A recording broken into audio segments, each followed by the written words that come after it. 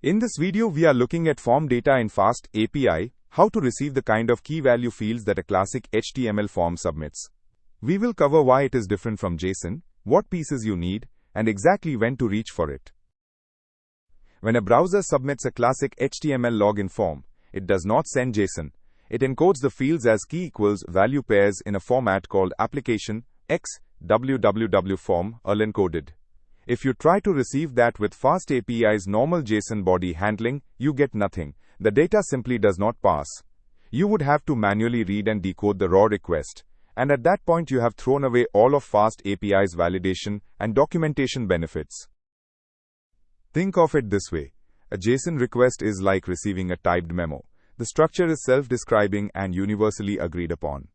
An HTML form submission is like receiving a paper form with labeled boxes filled in by hand. The data you care about is the same, but the packaging is completely different, so you need a different reader on the other end to extract the fields correctly. FastAPI solves this with the form function, imported directly from FastAPI. You use it exactly like query or path. You annotate a function parameter and wrap the default in form.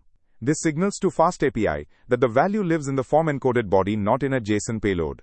There is one prerequisite. The python-multipart library must be installed because that is what actually passes the encoded bytes. And one firm rule: a single endpoint cannot mix form fields and a JSON body.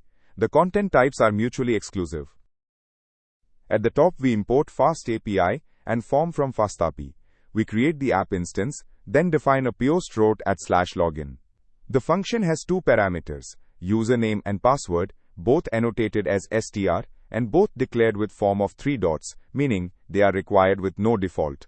When a request arrives, FastAPI reads the form-encoded body and extracts those two fields by name. If the password does not match, we return a 401 response. Otherwise, we greet the user by name. Notice there is no Pydantic model here. Form fields are declared individually, right on the function signature. When the request hits your endpoint, FastAPI checks the content type header and hands the body to python-multipart, which decodes the raw bytes into a dictionary of key value pairs.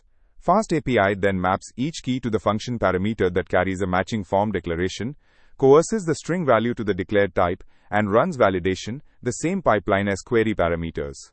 One visible benefit: in the auto-generated Swagger UI, FastAPI renders individual input boxes for each form field instead of a JSON text editor, so the docs reflect exactly how the endpoint is meant to be called. Use form when the sender is an HTML form or any client that encodes data as key value pairs. Classic login pages, sign-up flows, and file uploads with metadata are the natural fit. Skip it when your client is JavaScript sending fetch with JSON, because a Pydantic model is cleaner and supports nested structures. And remember the hard limit. You cannot combine form fields with a JSON body in a single endpoint. If you need both, redesign the API so the data arrives in one format. To recap, import form from FastAPI and annotate each parameter with it to receive HTML form fields. Make sure python-multipart is installed or the request will fail.